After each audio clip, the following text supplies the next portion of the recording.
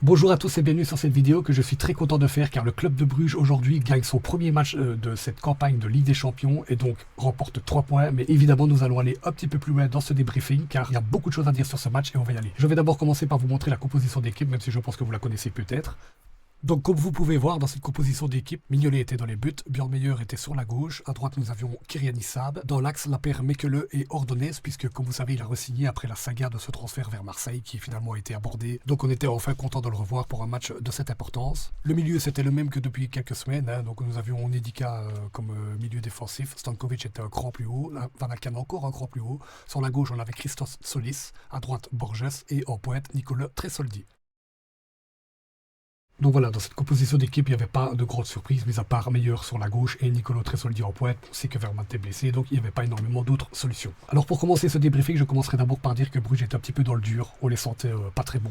On voyait qu'ils avaient du mal à se trouver. On sentait que Monaco était quand même assez dangereux. Il y avait un pressing qui nous gênait. Bruges a un petit peu de mal à se trouver. Il y aura des situations un peu compliquées, comme par exemple celle du penalty, mais on y reviendra quand ce sera le moment. 4 premières minutes qui étaient un petit peu compliquées, mais c'est à partir de ce moment-là que ça va démarrer, puisque Forbes va faire une percée sur son flanc droit, va dresser un petit centre retrait qui va être repris par Solis en un temps mais qui ratera le cadre de très près et à ce moment-là ça montre les intentions de Bruges en tout cas sur ce match. On sent qu'ils ont envie de prendre le taureau par les cornes. Mais comme je le disais, malgré cette occasion-là et quelques petites incursions qui se passeront un petit peu plus tard dans le match, on sent que Bruges n'est pas tout à fait dedans puisqu'il y aura cette phase du penalty. Ce penalty qui sera une phase litigieuse puisque pour moi il n'y avait absolument pas faute. D'ailleurs je pense que les commentateurs et d'autres personnes sont d'accord avec moi. On voit bien que Mignolet touche le ballon avant de toucher le joueur. Maintenant évidemment ça a l'air spectaculaire quand on le voit porter le joueur. Pour moi il n'y avait pas faute, mais heureusement le karma fera son effet puisque Mignolet arrêtera cette frappe, même s'il faut avouer elle est extrêmement mal tirée, elle aurait pu être bien mieux tirée que ça aurait pu être complètement le tournant du match en tout cas du point de vue de Monaco. Un penalty que Mignolet arrêtera d'ailleurs en 2 temps puisqu'il la repoussera du pied après l'avoir arrêté avec ses mains. Maintenant quand je parle de karma, il y aura aussi évidemment un petit retour de bâton puisque quelques minutes plus tard, à la 15e minute, Mignolet se blessera et devra sortir et sera donc remplacé par Jakers qui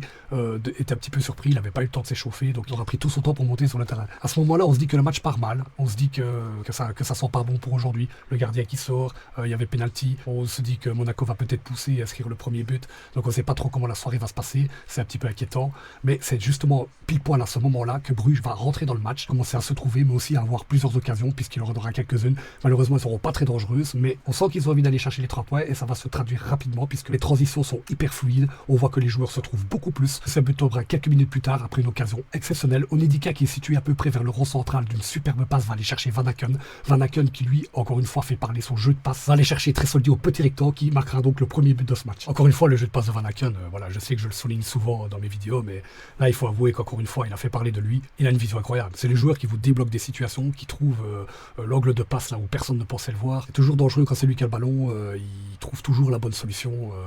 Voilà, ce joueur, c'est un extraterrestre.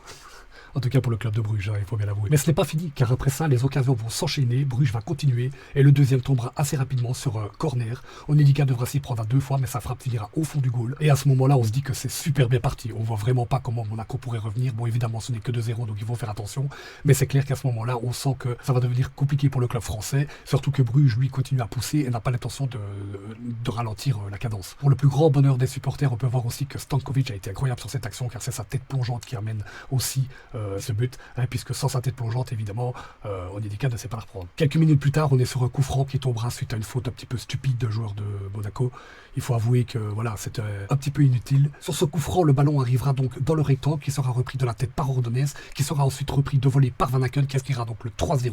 Et là, c'est l'explosion parmi les supporters. On voit le stade est en furie, les supporters sont debout, tout le monde crie. Ça y est, avec ce but, c'est sûr que le club de Bruges vient pratiquement de confirmer la victoire. En tout cas, vient de mettre une petite main sur les 3 points. Derrière, on va voir que Monaco pousse un petit peu, car il veut absolument revenir au score avant la mi-temps, mais Bruges lui est dans la gestion et le score ne bougera plus. Après cette mi-temps, justement, il y aura eu quelques changements du côté de Monaco et on sent que ça amène la différence car on les sent un petit peu plus dans le jeu. À partir de ce moment-là, on sent qu'il y a un autre pressing, on sent qu'ils sont un petit peu plus précis, on sent qu'ils sont remontés sur le terrain avec des intentions un peu meilleures que celles de la première et on commence à espérer que Bruges ne va pas tomber dans la suffisance et justement les laisser un peu trop jouer et risquer justement un retour de l'équipe adverse. Bruges dans la gestion justement sera très bon puisqu'ils continueront continueront à se procurer plusieurs occasions. Le corner à la 50e et la frappe de Forbes sur l'équerre à la 52e. Et on sent qu'un but n'est vraiment pas à exclure dans la suite de ce match. À la 60e minute viendra les remplacements. Et là, c'est important de noter car Seyss, mon joueur préféré pour le moment, en tout cas un de mes joueurs préférés du club, entrera et remplacera Meyer.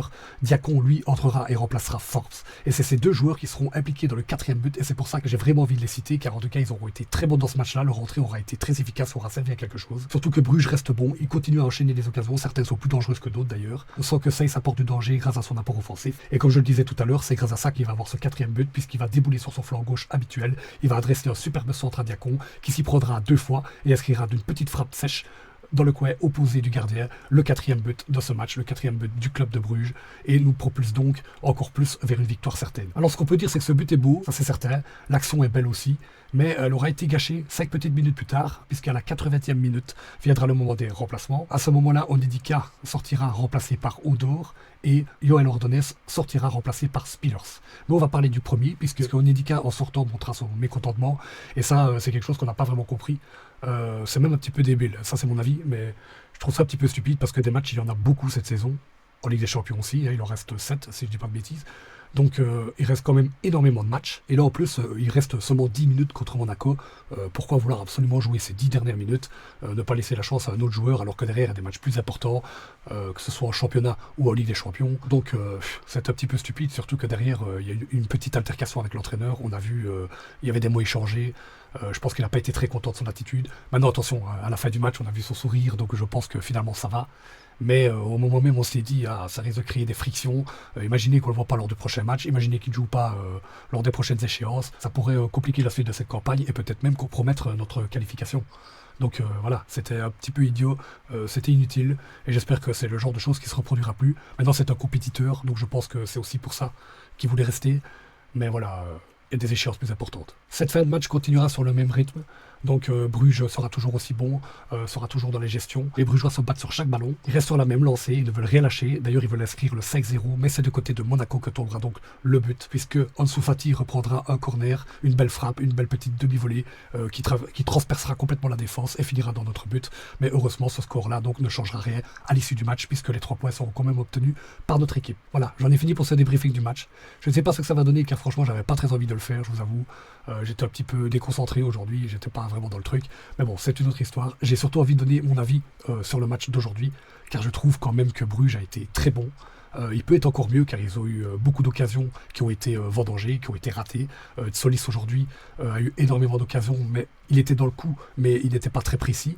Donc on peut se demander qu'est-ce qui se passera le jour où il le sera un petit peu plus. Van Aken donc est l'homme du match et je trouve que c'est totalement mérité car encore une fois il a fait un match qui est quand même mémorable. Comme je l'ai dit tout à l'heure, qui aura fait parler son jeu de passe, il aurait été très efficace aujourd'hui. Ordonez aussi a été impeccable, personne n'est passé. À droite pareil, Sab. Moi j'ai noté énormément d'actions défensives de sa part qui ont été très intéressantes. Il a su décourager les joueurs qui passaient sur son côté. Dans le milieu, c'est pareil. Stankovic a été très bon, Onyedika aussi. Donc en fait, il n'y a pas vraiment grand-chose à reprocher sur cette équipe de Bruges. Et c'est très rassurant d'avoir remporté ces 3 premiers points. Surtout que le prochain match, c'est contre l'Atalanta. Moi, personnellement, je pense que c'est jouable. Je pense que, vu leur premier match, vu le nôtre, je pense qu'on peut peut-être aller chercher ces 3 points-là. En tout cas, ce sera sans doute les 3 points probablement les plus faciles avec l'équipe kazakh, même si on se déplace là-bas. Mais ces 3 points aujourd'hui qu'il ne fallait absolument pas laisser filer, et heureusement c'est ce que l'équipe a fait. Moi en tant que supporter du club de Bruges, mais aussi en tant qu'amateur de bons jeux, j'ai vraiment été très content de voir le match d'aujourd'hui. Je trouve que on n'a rien lâché. Monaco, évidemment, un peu comme Glasgow lors du match précédent, nous a un petit peu aidé puisque l'équipe n'était pas dans le match. Et dès qu'une équipe n'est pas dans le match, Bruges commence à dérouler, et là c'est terminé. Voilà, il se passe ce qu'on a vu aujourd'hui. C'est une équipe qu'il faut mordre à la gorge et qu'il ne faut absolument pas laisser jouer, et c'est ce que Monaco a fait aujourd'hui. Donc c'était un petit peu prévisible comme résultat. Maintenant, pour parler un petit peu du coefficient belge, comme vous le savez peut-être, mardi, l'Union Saint-Gilles a remporté son match aussi contre le PSV Eindhoven. Aujourd'hui, nous gagnons. Donc je trouve que les clubs belges qualifiés en Ligue des Champions auront envoyé un excellent message au reste de l'Europe, même si, attention, le reste du programme sera compliqué pour les 2 équipes, ça c'est clair. Mais avec ces 2 résultats, on peut se permettre de rêver. On peut se dire que peut-être que les Belges vont aller un petit peu plus loin que ce qu'on a l'habitude de voir. Mais attention, on va se calmer, parce que derrière, le programme de Bruges reste compliqué. Il y aura l'Atalanta, comme je l'ai dit. Ensuite, il y a le Bayern, il y a le FC Barcelone, le Sporting du Portugal, suivi de Arsenal, puis l'équipe kazakh, et enfin nous terminerons donc par Marseille. Marseille qu'on va retrouver après la fameuse saga Joël Ordonez. On peut dire que le hasard est quand même assez bien fait. Donc voilà, je ne sais pas si j'ai dit tout ce que je voulais dire parce que j'avais envie d'exprimer mes émotions, mais en même temps je ne l'ai pas vraiment fait. Je pense que j'ai pas su le faire vraiment comme j'avais envie de le faire. Je ne sais pas pourquoi aujourd'hui je le sens pas. Je suis pas trop dedans, mais bon, c'est pas grave. Le plus important, c'est que Bruges a remporté les 3 points. C'est que le match a été très intéressant. J'espère que la vidéo l'aura été aussi. Et voilà, comme je vous ai dit la dernière fois, j'ai la prétention d'être personne. Voilà les amis, je ne sais pas quand on se verra, mais à la prochaine.